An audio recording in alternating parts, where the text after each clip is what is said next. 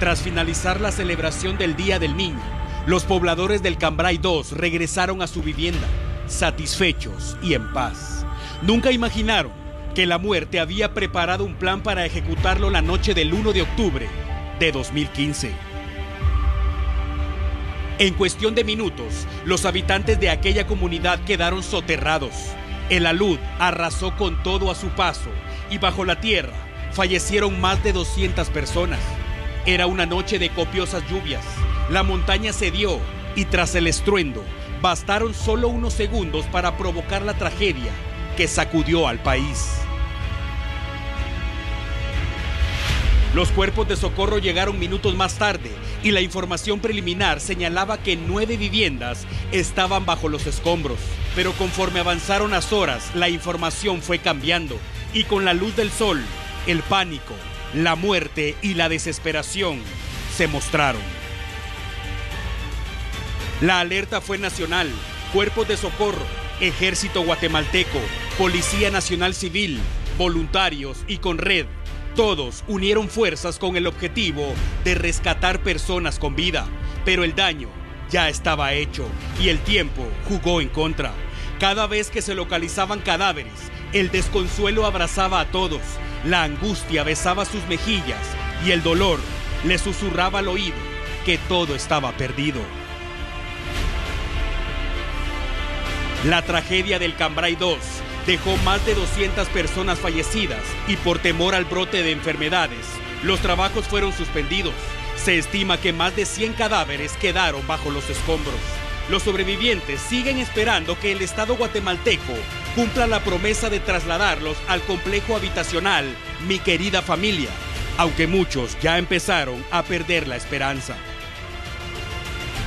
Aunque al principio se dijo que se trató de una tragedia supuestamente provocada por las lluvias, más tarde la Conred reveló que ese lugar estaba en riesgo y las autoridades municipales lo sabían.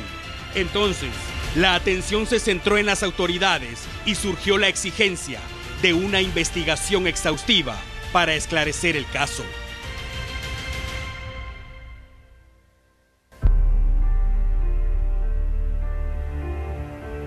La pregunta es, ¿la tragedia del Cambrai 2 derivó de las condiciones del clima o existió negligencia?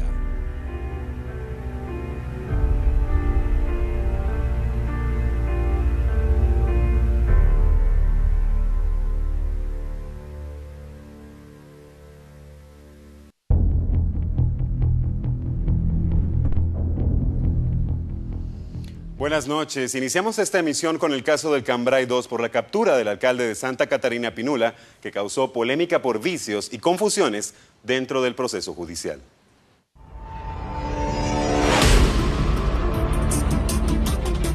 Apenas horas después de haber sido capturado, el jefe edil de Santa Catarina Pinula, Víctor Gonzalo Alvarizáez Monterroso, fue puesto en libertad por el juzgado 10º penal. El motivo, un error procesal que obligó al juzgador a liberarlo.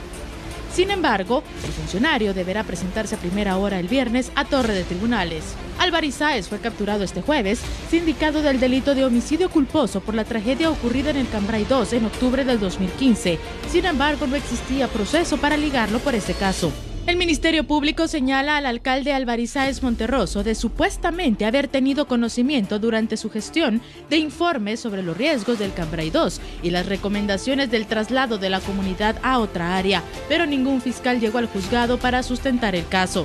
En enero de este año, el jefe edil perdió su inmunidad para ser investigado por el MP por su presunta responsabilidad en la tragedia. Cabe resaltar que por este caso fue capturado el 15 de enero el exalcalde de ese municipio, Antonio Coro, por el delito de homicidio culposo y quien actualmente guarda arresto domiciliario tras pagar una fianza de 300,000 quetzales. El 1 de octubre del 2015, un deslave en el caserío El Cambrai 2 causó la muerte de más de 250 personas. Decenas de familias quedaron sin hogar y se reportó miles de pérdidas materiales. Aún hasta esta fecha, el Ministerio Público continúa deduciendo responsabilidades de esta tragedia que enlutó al país entero.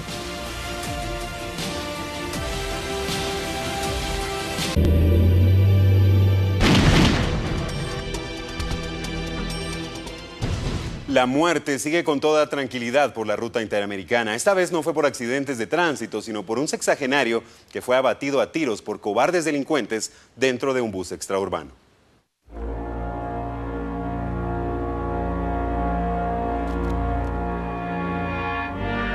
Los embates de la violencia e inseguridad en nuestro país vuelven a poner de luto hoy a una familia, a dejar en la orfandad a varios hijos y elevando cada vez más el temor y riesgo que corre una persona al abordar un autobús.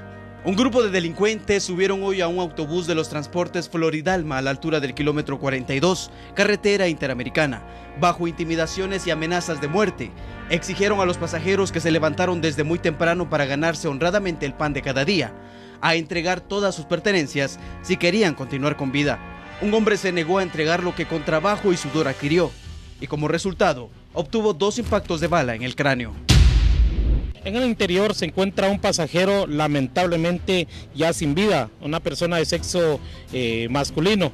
Al enviar la unidad 88 con el personal paramédicos al lugar, al evaluar a esta persona, se pudo constatar que ya no contaba con signos vitales, por la cual corresponde al nombre de José León Morales Noriega, de 65 años de edad.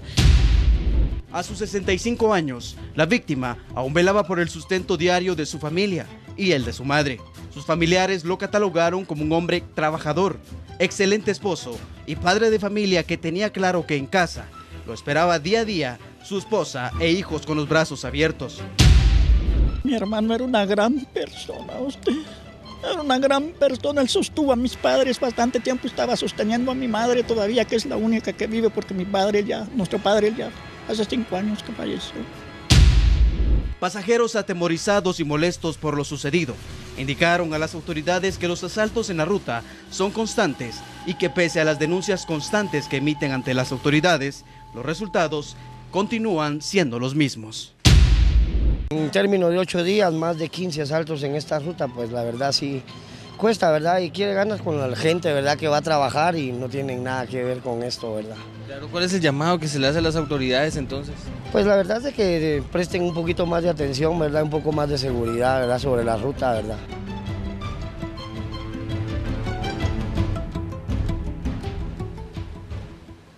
Vecinos de Retaluleu asumieron la responsabilidad de las autoridades y ellos mismos arreglaron un tramo carretero que hoy se ve amenazado por el paso del transporte pesado.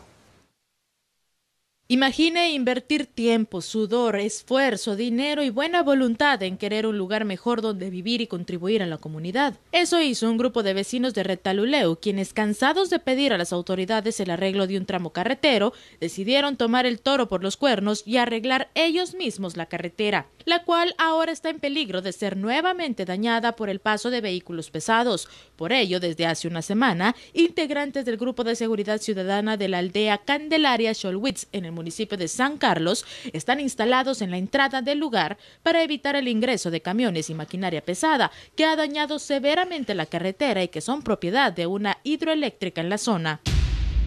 No queremos que nos terminen el asfalto, sino entre unos 3-4 meses. Este asfalto va a ser terminado definitivamente. Vamos a volver al tiempo anterior, hace unos 30 años, que yo tengo 36 años de edad.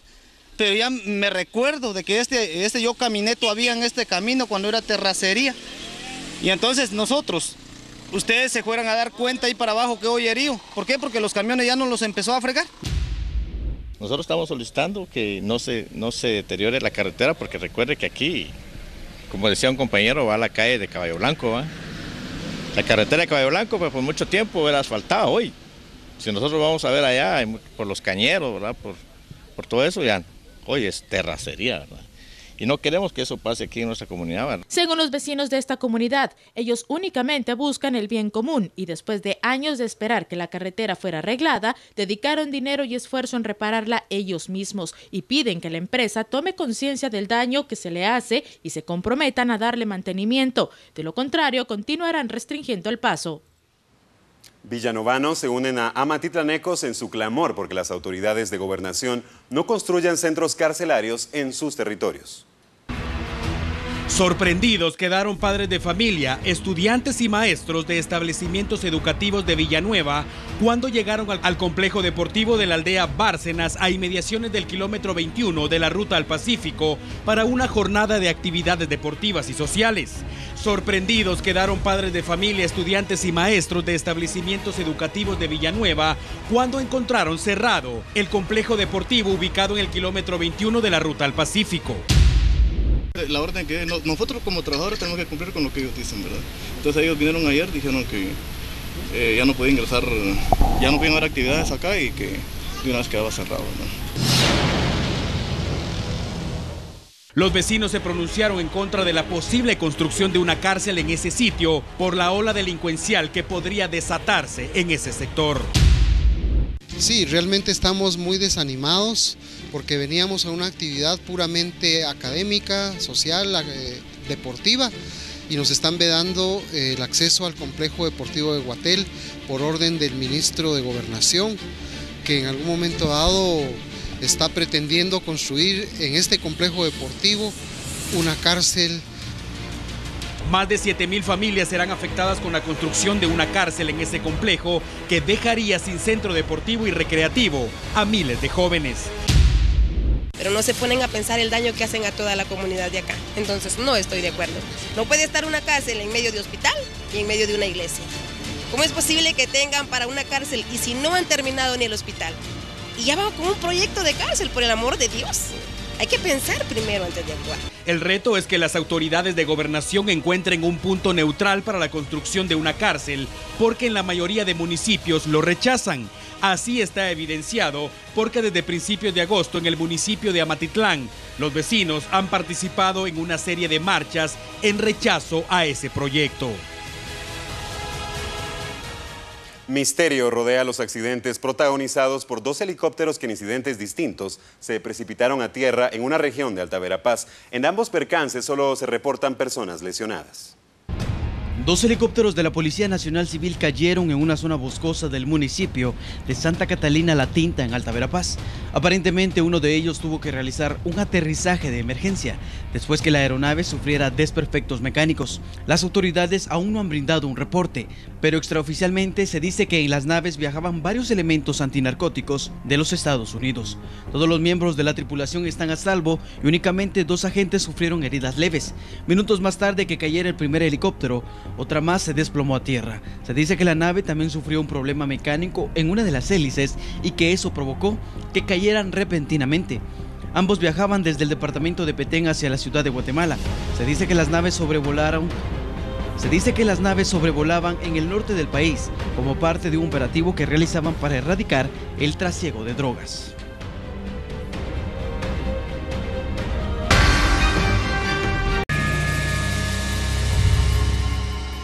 Fanático del fútbol fue condenado a guardar prisión por el asesinato de un aficionado de su equipo rival. Este caso sienta precedentes para evitar la violencia en escenarios deportivos.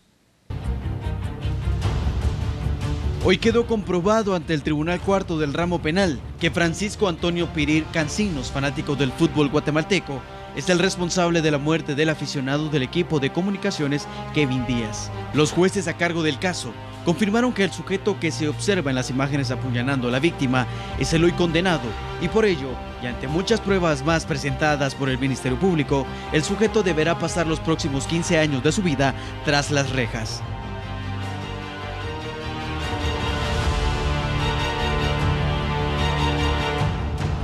En un inicio, dentro de la lista de sospechosos figuraba el polémico Marlon Puente alias Pirulo, líder en ese entonces de la porra del equipo rojo y quien presuntamente había incitado a los fanáticos a aglomerarse y generar disturbios en las afueras del estadio del Trébol.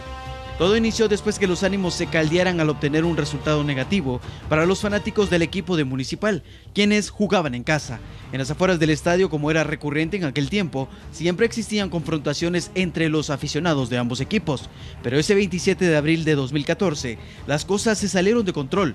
Los fanáticos del equipo rojo persiguieron por varias cuadras al adolescente Kevin Díaz y tras propinarle una paliza, Antonio Pirir lo acuchilló por la espalda.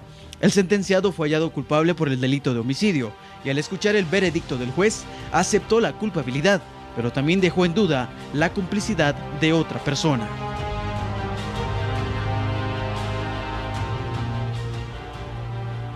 Una bodega de zapatos ubicada en la zona 12 se convirtió en un infierno y luego el producto y la estructura quedaron reducidos a cenizas.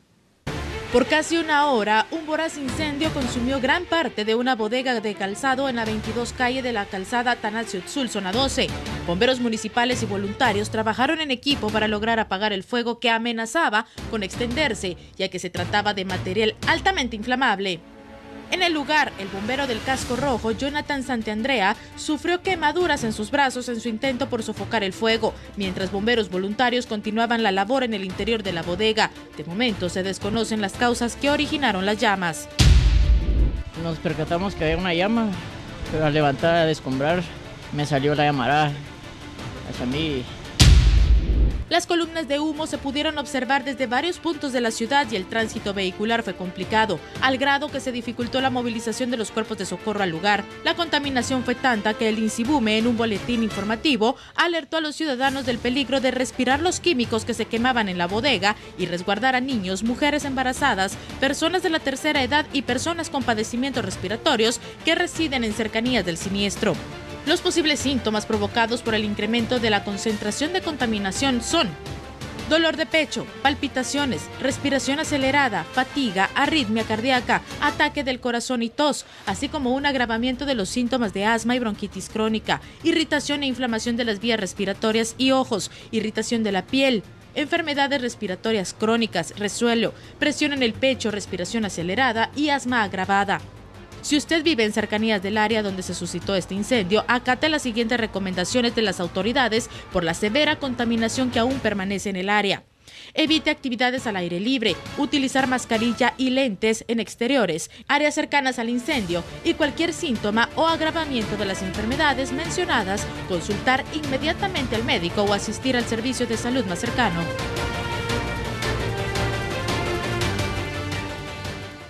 El trabajo infantil debe ser una forma de involucrar a los jóvenes en la fase laboral que deberán desempeñar en su vida de adultos y no como generalmente ocurre, de aprovecharse de ellos y obligarlos a cumplir compromisos de los adultos.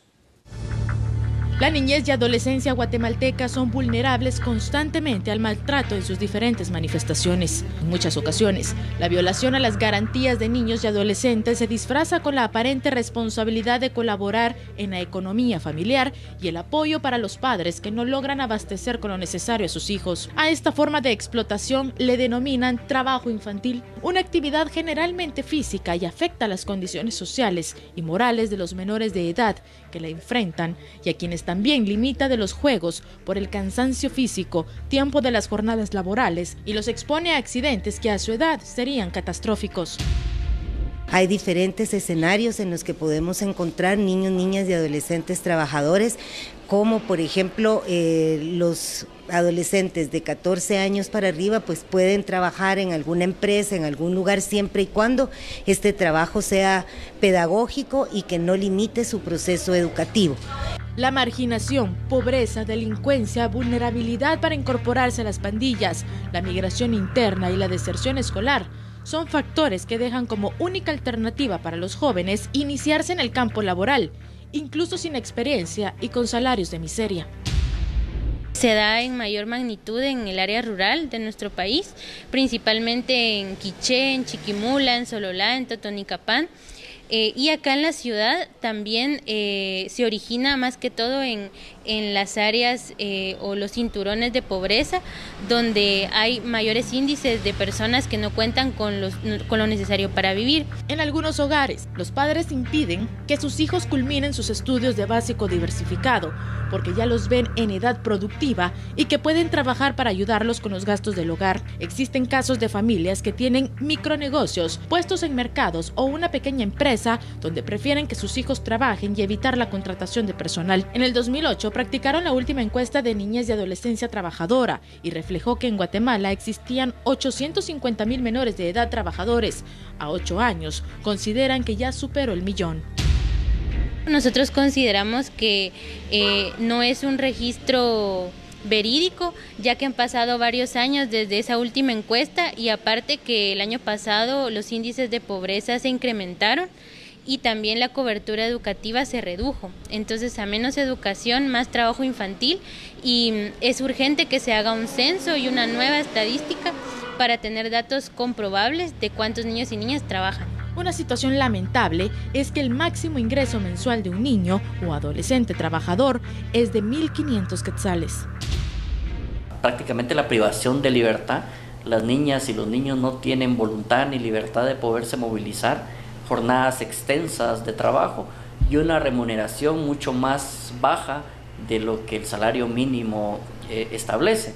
Estos son algunos elementos que se deben tomar en cuenta. Es conveniente que el adolescente inicie a conocer el campo laboral, pero no por obligación de aportar en el hogar, sino para prepararse para su vida adulta. De lo contrario, la explotación la sufrirá en los centros de trabajo y en el propio seno familiar. Vamos nuevamente a Retaluleu, donde la policía capturó a un hombre acusado de homicidio. Acusado de homicidio en grado de tentativa, la Policía Nacional Civil capturó a Eric Manuel Ochoa, de 31 años, originario de San Marcos. El arresto se ejecutó en jurisdicción del municipio El Acintal, Retaluleu.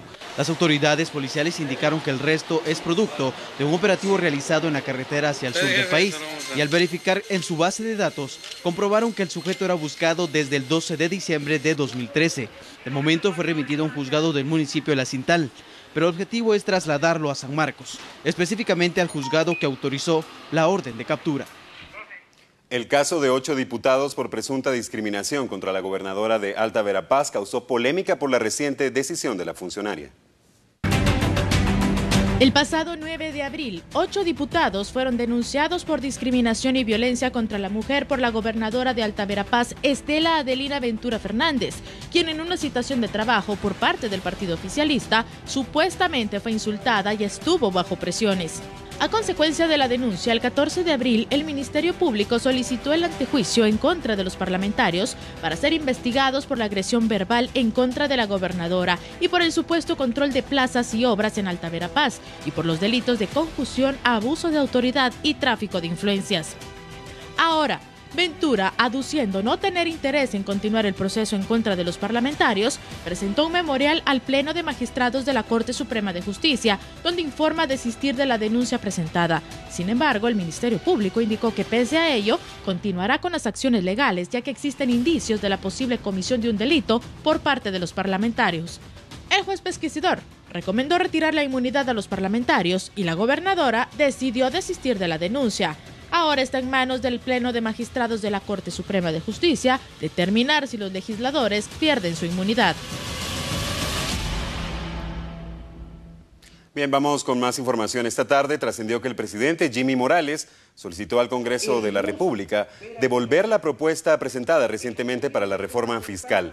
A la polémica se suma ahora la devolución del documento para revisar algunos rubros, incluir nuevos capítulos, definir formas de gasto, cambiar tasas impositivas y el destino del dinero que se espera obtener si la propuesta obtiene luz verde en el Congreso de la República. La devolución de la propuesta se hizo a través de una carta firmada por el presidente Morales y, como era de esperarse, se convirtió en explosiva en la red social.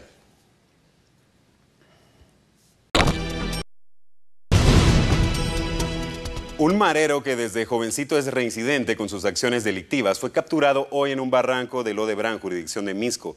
También está acusado de desmembrar a un hombre. Hoy nos referimos a la captura de Pericles. Sí, pero no se trata del político y orador griego del siglo V a.C. Para nada. Se trata de Abraham Vinicio Arrieta Rivera, conocido en el bajo mundo de las maras y el crimen como el Pericles, un presunto integrante de la Mara 18 con una lista de crímenes que lo llevaron a conocer correccionales y la cárcel. Los tatuajes en su rostro y extremidades no son fórmulas matemáticas o códigos filosóficos, son solamente los emblemas que lo identifican como marero. Su pasado marcado por el crimen refiere que el 19 de agosto del 2013, junto a 2 mareros, fue capturado en el sector 1 de la colonia Carolingia, zona 6 de Misco, durante un enfrentamiento con investigadores de la DEIC. En esa ocasión, se identificó con el nombre de José David Argueta Rivera. Pasó 36 meses en el correccional etapa 2 y el pasado 3 de agosto, ya un adulto de 19 años recobró su libertad y solo le bastaron 22 días para quedar otra vez privado de libertad, pero ahora en una cárcel para adultos. El delito por el que fue aprehendido es asesinato. Pericles es el principal sospechoso de la muerte de un hombre que fue desmembrado en un barranco situado al final de la 32 calle B, callejón La Primavera, Lodebrán 1, zona 6 de Misco. Al momento de la captura portaba un arma de fuego sin la licencia respectiva y estaba cerca de donde fue localizado el cuerpo desmembrado. También le atribuyen responsabilidad en la muerte de 2 agentes de una unidad motorizada de la Policía Nacional Civil el 27 de enero del 2013 en la zona 7 capitalina. Ayer trascendió la captura de un individuo presunto responsable de violar y asesinar a indigentes. Hoy le ofrecemos el testimonio que deja algunas dudas acerca de si se trata de un psicópata o de una persona poco cuerda.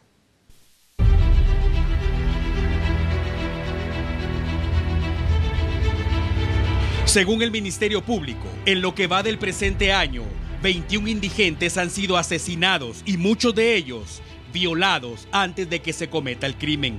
La Fiscalía investiga y de manera preliminar se habla de la posibilidad de un asesino en serie o una banda dedicada a este tipo de atrocidades, porque han encontrado que se repiten algunos patrones en cada caso.